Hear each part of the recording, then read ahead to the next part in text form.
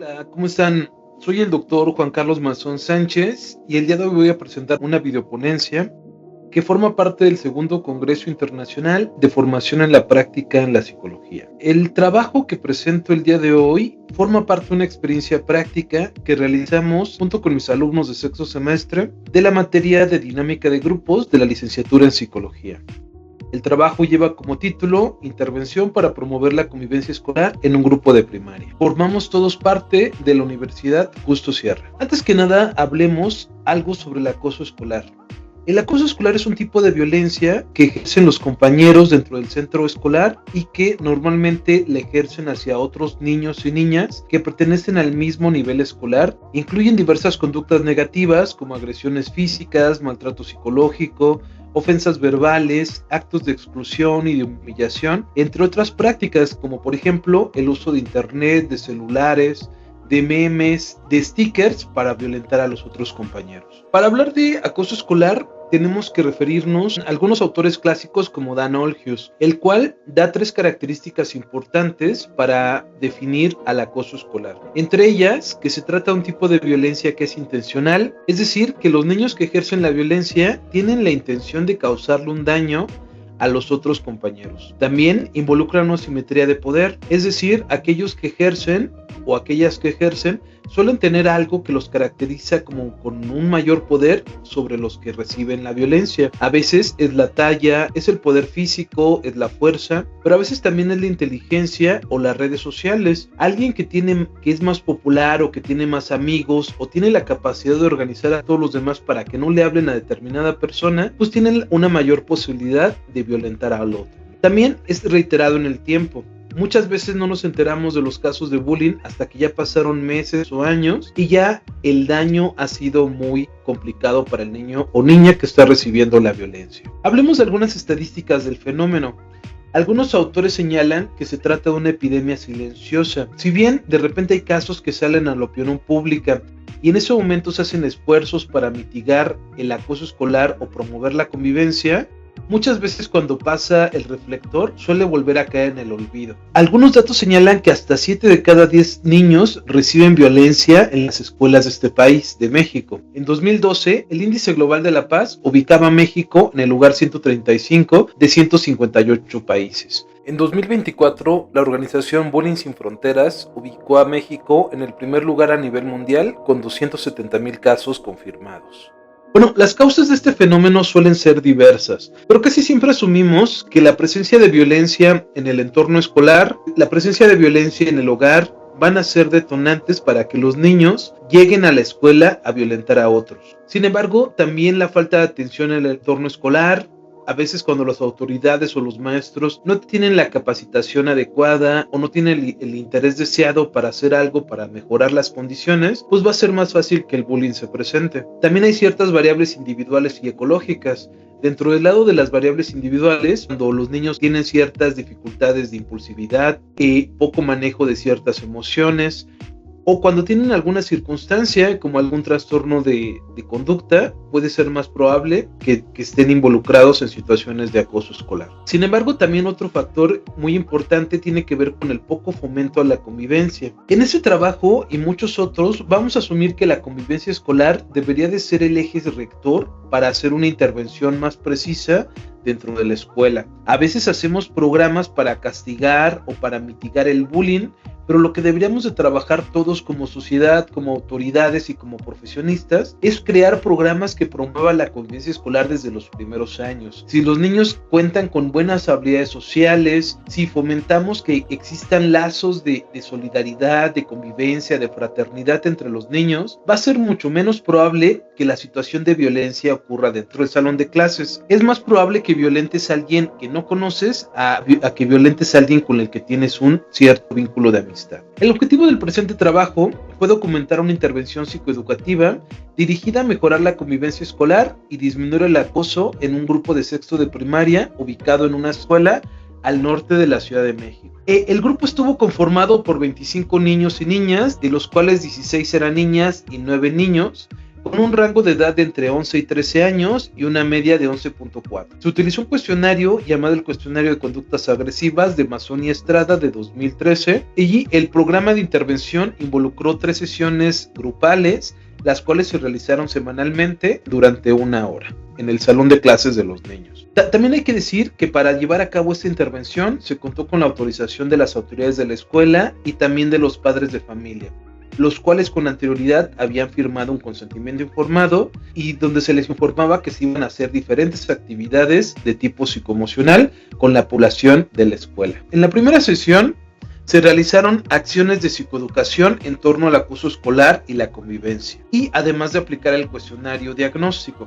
Después se dedicó tiempo a hacer la dinámica del círculo mágico, la cual explicamos a continuación, y en la tercera sesión se llevaron a cabo algunas actividades de educación socioemocional.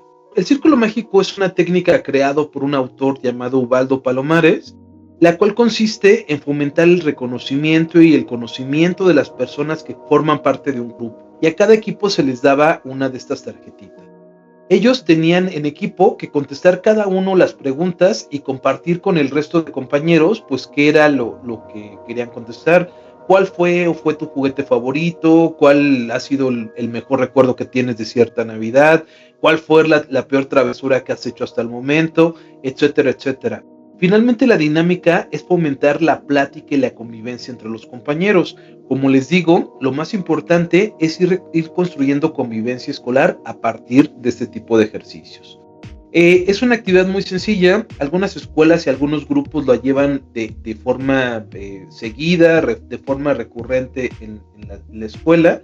Sin embargo, bueno, pues aquí simplemente escogimos algunas ciertas preguntas y ellos tenían que participar con ellas. En escuelas y en grupos donde la dinámica se hace con frecuencia, en algún momento se fomenta que también los niños propongan sus propias preguntas. En esta actividad, después ellos tenían que contestar estas preguntas, sobre todo dirigidas a identificar qué cosas tenían en común con los niños con los que les había tocado participar. También hay que decir que en esta actividad se les pedía a los niños participar con niños con los que no tuvieran tanta confianza, ¿no? En la tercera sesión llevamos a cabo algunas actividades de educación socioemocional, entre las cuales me gustaría destacar esta.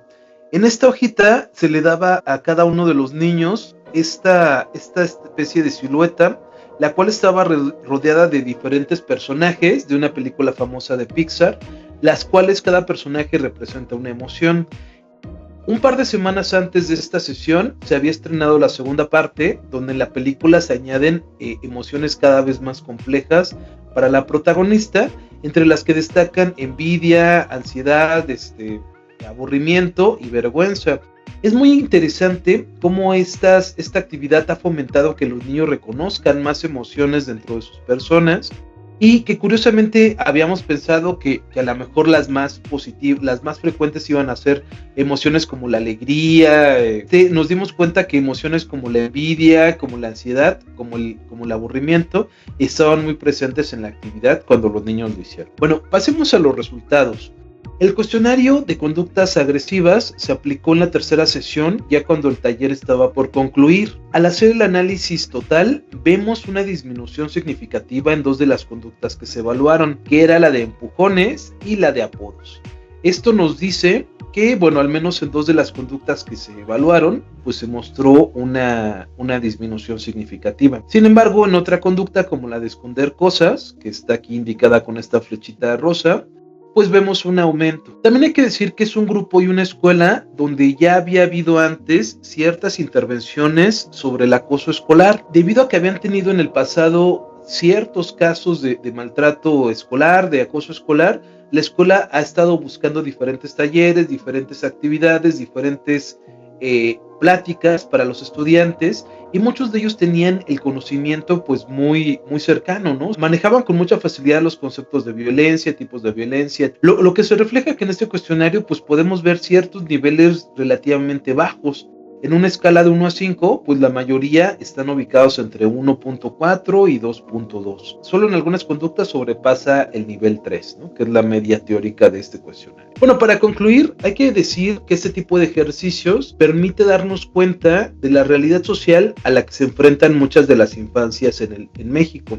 Si bien la intervención estaba dirigida a trabajar temas de acoso escolar y de violencia escolar, muchos de los niños relataban experiencias de maltrato infantil que recibían de parte de su familia y de parte de sus padres o de sus cuidadores. En ocasiones, algunos relataban situaciones muy graves de violencia que les tocaba vivir en sus propios hogares. Ese trabajo forma parte de diversos trabajos que se van a enviar al segundo congreso, y también sería muy interesante, si han llegado hasta este punto, que buscaran las otras intervenciones de mis alumnos. Algunos de ellos ahondan más en estas circunstancias. Hay que decir que también se trató de un taller relativamente muy breve, 3 sesiones no son nada.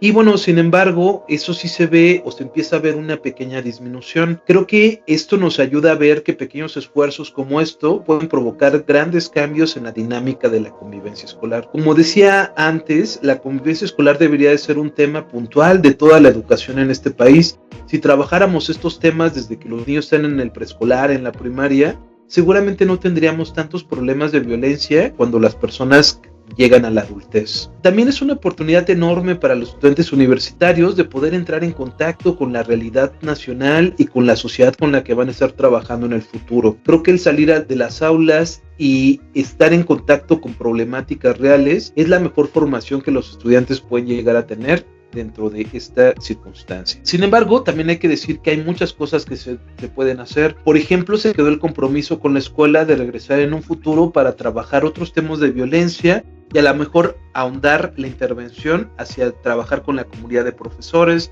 trabajar con la comunidad de padres de familia. También hay que decir que el grupo en el que trabajamos, este grupo de sexto, el profesor se mostró siempre muy atento y muy interesado por las actividades. Incluso él desde antes ya ha estado trabajando en temas de trabajo en equipo, de respeto, etc.